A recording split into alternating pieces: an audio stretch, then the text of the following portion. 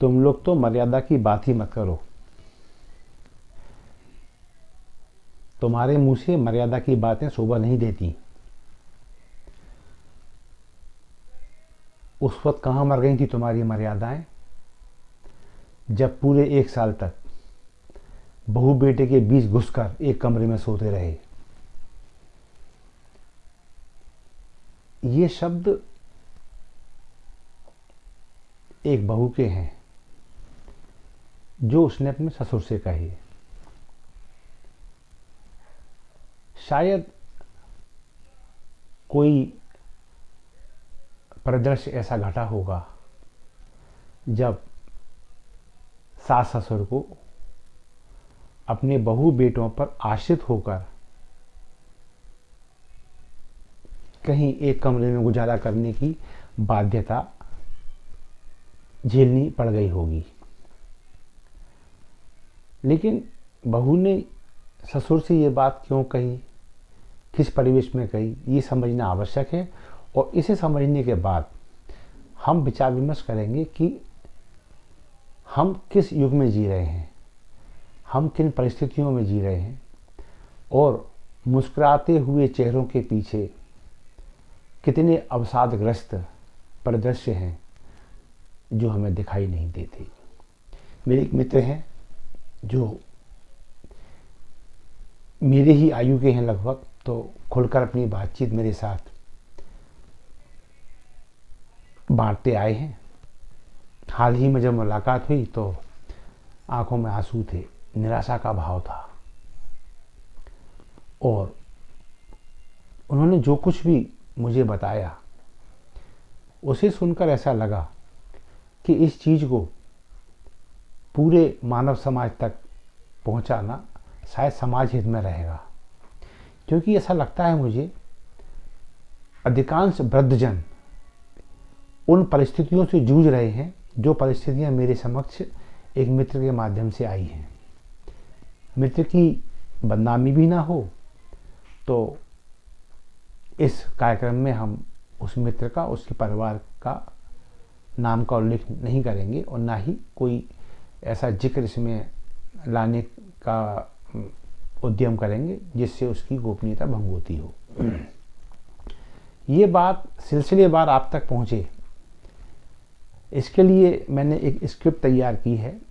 Script Nepal लिखित में है मेरे पास और प्रयास करूंगा स्क्रिप्ट को पढ़कर ही उस पूरे माहौल को आपके सामने रखूं और फिर आप लोगों के लिए सोचने के लिए एक प्लेटफॉर्म उपलब्ध कराऊं कि आखिर ऐसा हो क्यों रहा है। ठीक है, तो हम इस स्क्रिप्ट को देखते हैं और मैं इसे पढ़कर आपको सुना रहा हूं। एक परिवार है, छोटा सा परिवार। इस परिवार में एक 4 साल की बच्ची है, ये स्कूल जाती है। अब जो घटनाक्रम वाला दिन है अपन सीधे सीधे वहाँ आते हैं। ये 4 साल की बच्ची एक दिन सुबह 8:30 बजे 150 ग्राम दूध पीती है। दूध का जो गिलास है लगभग 200 ग्राम का रहा होगा उनके कहे अनुसार।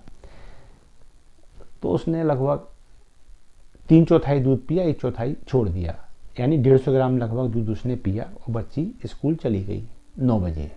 यानी उसने 8:30 बजे 150 ग्राम दूध पिया और बच्ची 9 बजे स्कूल चली गई। दोपहर 1:30 बजे ये बच्ची स्कूल से अपने घर पहुंचती है। घर आने पर पता चला कि बच्ची ने लंच नहीं किया। इस पर बच्ची की मां को गुस्सा आ गया। उसने घर में मौजूद अपने सास ससुर को एकदम तल्ख स्वर में ये फरमान सुना दिया, मैं इस बच्ची से नाराज हूं और इससे बात नहीं करूंगी। जब तक मैं नहीं कहूं आप लोग भी इससे बात नहीं करेंगे, यही इसकी सजा है। दोपहर का 2:30 बज गया। बच्ची बुरी तरह रोती रही। तरस आया तो बच्ची के दादू ने, उस बहू की ससुर ने एक पुड़ी में थोड़ा सा शहद लगा के बच्ची को दे दिया। ये चीज बहू ने देख ली और ससुर को एक प्रकार से लताड़ लगा दी उसने और कहा कि आप मेरी बच्ची को बिगाड़ रहे हैं। ससुर बोला, मुझसे बच्ची का रोना नहीं देखा गया, इसने पिछले 6 घंटों से कुछ नहीं खाया है और ऊपर से लगातार रो रही है। ये अच्छा नहीं है, इसके लिए नुकसानदायक हो सकता है। बहू बोली,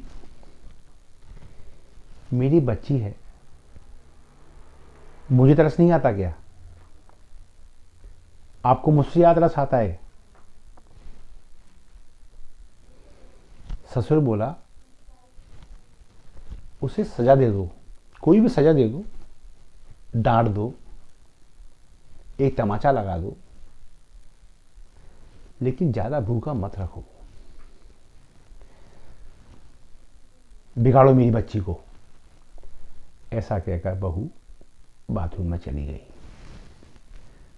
बाथरूम में 15-20 मिनट और लग गए। बाहर निकली तो ससुर फिर बोला, बच्ची रो रही है, इसे चुप करा के खाना खिला दो, ये उसके स्वास्थ्य के लिए अच्छा नहीं है। बहू बोली, रोने दो, इसकी यही सजा है। ससुर ने कहा, तो फिर एक काम करो, इस बच्ची को अपने कमरे में ले जाओ और अंदर से कुंडी लगा दो, फिर जैसा अच्छा लगे वैसा करो, ना हम देखेंगे, ना सुनेंगे और ना हमें तरस आएगा। बहू ने कहा, नहीं, बच्ची पूरे घर में घूमेगी। तो सास और ससुर दोनों बाहर निकल गए और उन्होंने अपनी बहू से कहा, हम पार्क में घूमने जा रहे हैं, जब बच्ची चुप हो जाए, इसकी सजा पूरी हो जाए तो हमें फ़ोन कर देना, हम आ जाएंगे। इस पर बहू ने अपना आपा खो दिया कि आप प्रपंच रच रहे हैं, आप ज़्यादा लाड़ दिखा रहे हैं। तो बहू ससुर को थोड़ा सा गुस्सा आया, वो वापस घर में गया और बहू से बोला, बहू तुम्हारी आवाज़ बाहर तक जा रही है, अपनी बहू होने की कुछ मर्यादा तो रखा करो। बस यही बहू ने आपा खो दिया। उसने छूटते ही अपने ससुर से कहा, तुम लोग तो मर्यादा की बातें करो ही मत, और तुम लोगों के मुंह से मर्यादा की बातें शोभा नहीं देती। जब हम लोग एक कमरे में रहते थे तब तुम बहू बेटों के बीच में घुसकर सोते थे और 1 साल तक तुम लोग सोते रहे, तब तुम्हारी मर्यादाएं कहाँ थी? बस ये एक ऐसी लक्ष्मण रेखा थी जिसे बहू ने बिगड़ सोचे समझे पार किया। ससुर का मुंह खुला का खुला रह गया। उसने गाड़ी स्टार्ट की, सास को बिठाया, सास ससुर दोनों बाइक पे निकल गए। 1 घंटे यहाँ वहाँ भटकते रहे, बस स्टॉप पर बैठे रहे और धीरे से वापस आए, इस उम्मीद के साथ कि अब मामला शांत हो गया होगा। ऐसा ही हुआ। घर आए, सब कुछ शांत था। अब यहां सवाल ये उठता है कि बहू ने ये क्यों कहा ससुर से कि तुम लोग 1 साल तक बहू बेटों के बीच में घुसकर सोते रहे, 1 साल तक, तब तुम्हारी मर्यादाएं कहाँ थी? तो जब मैंने विस्तार से पूछा तो मेरी बात सामने आई कि बहू बेटों के बाहर चले जाने पर और बेटी के विवाह हो जाने पर जब माता पिता अकेले रह गए तो बेटे के आग्रह पर ही वो अपना घर बार छोड़कर उनके पास रहने चले गए। वो लगभग 1 साल तक उनके साथ रहे। जाहिर है इस 1 साल में खर्चा बहू बेटे ने उठाया होगा। ये बात उस परिप्रेक्ष्य में कही गई क्योंकि उस वक्त बहू बेटे एक कमरे में ही रहते थे और सभी लोग एक साथ सोने के लिए विवश थे।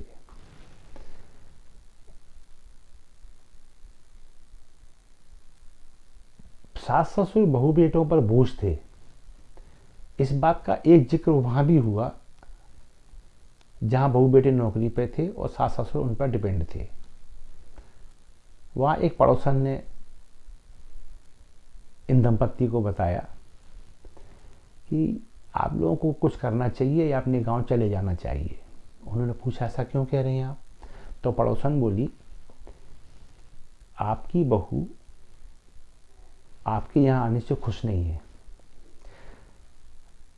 क्योंकि आर्थिक रूप से आप उन पर बोझ बन गए हैं और उनकी प्राइवेसी भी शेष नहीं रह गई है। तो इस बात को काफ़ी दिन हो गए और उड़ा दिया गया, ये कह के कि वो अपनी मर्जी से कह रही है। लेकिन सवाल ये उठता है कि उससे कैसे मालूम चला? सास ससुर तो बोलेंगे नहीं कि हराम का खा रहे हैं, निसंदेह ये वही कहेगा जो खिला रहा है। खैर, उसके बाद ये परिवार दूसरे शहर में जा बसा। अब यहाँ उल्टी स्थिति थी, यहाँ सास ससुर पहले पहुंचे, बहू बेटे बाद में आए। अब यहाँ कुछ परिस्थितियां जब बदली तो यहाँ भी एक पड़ोसन ने मुंह चला दिया इस बुजुर्ग दंपत्ति के सामने कि आप इन्हें खिला रहे हैं या नहीं खिला रहे हैं ये हमें नहीं मालूम, ये घर आप चला रहे हैं, आपका बेटा चला रहा है, हमें नहीं मालूम। इतना हमें जरूर मालूम है कि आप लोग इन पर आश्रित रहे और 1 साल इन्होंने आपको बैठ के खिलाया। दंपत्ति परेशान कि जहां भी जाते हैं ये बात सुनने क्यों मिलती है, वो झूठी है, उसने हमसे अपने मन से कहा होगा। लेकिन सवाल फिर ये उठा कि घर की बात बाहर उसे मालूम कैसे चली, क्योंकि ये बात सास ससुर तो नहीं बताएंगे जो हराम की खा रहे थे, वही बताएगा जो खिला रहा था। कोई बात नहीं है, ये कह के बात आई गई होगी कि वो झूठ बोल रही है। वो भी झूठ बोल रही थी, पहली पड़ोसन, और दूसरी पड़ोसन भी झूठ बोल रही है। फिर एक दिन उस बहू ने अपनी सास को भी ये कह दिया झगड़े में कि हमने तुम्हें 1 साल बैठ के खिलाया है। अब ये बात प्रमाणित होती है कि हाँ, इसका मतलब पड़ोसन नंबर 1 और पड़ोसन नंबर 2 से भी घर के किसी व्यक्ति ने कहा, और किसने कहा अब ये नाम खोलने की आवश्यकता नहीं रह जाती। वही बात अब निकल के जब सामने आई, जब ससुर से कहा गया कि तुम तो मर्यादा की बातें ही मत करो, तुम्हारे मुंह से मर्यादा की बातें शोभा नहीं देती। 1 साल तक बहू बेटों के बीच में एक कमरे में घुस घुस कर सोते रहे, तब मर्यादा कहाँ गई थी? ये सब कुछ वही है, और ये बार बार प्रमाणित हो रहा है कि घर में कोई एक व्यक्ति ऐसा है जो अपनी जान को नंगी करता है। बस ये एक संक्षिप्त कहानी है जिसके माध्यम से एक सवाल मन में उठता है कि हम कितने भाग्यशाली हैं कि हमारे बहू बेटे हमारा सम्मान करते हैं, हमारे खाने पीने का, हमारी दवाई का, हमारे आराम का ध्यान रखते हैं। इसके बाद भी कभी कभी ऐसा लगता है कि कहीं सेवा में कमी रह गई कोई, कभी मन कुंठाग्रस्त भी हो जाता है। लेकिन जब ऐसे लोगों को देखते हैं हम, तब लगता है दुनिया में कितना गम है, मेरा गम कितना कम है। औरों का गम देखा तो मैं अपना गम भूल गया। यदि आपके परिवार में या आपके आसपास आपको कुछ ऐसा लगता है तो ईश्वर का शुक्र अदा अवश्य करना कि हम कितने बेहतर हैं और ईश्वर ने कितनी अनुकंपा की है कि हमें एक अच्छा परिवार मिला है, हमें अच्छी बहू मिली है, हमें अच्छे बेटे मिले हैं। और इसी के साथ ये कामना करता हूँ कि मेरे जो मित्र एक विपरीत परिस्थिति का सामना कर रहे हैं, शायद उनके बहू बेटे इस कार्यक्रम को देख पाएँ तो कुछ सुधार आएगा, और यदि नहीं आता है तो फिर सामाजिक परिवेश में बड़ा सामर्थ्य होता है। किसी न किसी दिन एक ठोकर ऐसी लगती है कि फिर आदमी अपनी गलतियां सुधारने का अवसर ढूंढता है, लेकिन सावधान, उस समय बाजी आपके हाथ से निकल चुकी होती है। प्रायश्चित करने के लिए अवसर तक नहीं मिलते फिर आपको, और आप छाती पीटते, हाय काश हमने ऐसा ना किया होता। सभी बुजुर्ग प्रसन्न रहें, स्वस्थ रहें, दीर्घायु भले ना हो, लेकिन मृत्यु आए तो एक गिलास पानी के लिए दूसरों पर आश्रित ना रहें। इन्हीं कामनाओं के साथ मोहनलाल मोदी आपसे अनुमति चाहता है। शब्दकोश फिर कभी सामाजिक सरोकार, जन सरोकार से जुड़े हुए किसी नए मुद्दे के साथ लेके आपके समक्ष उपस्थित रहूंगा। तब तक के लिए नमस्कार।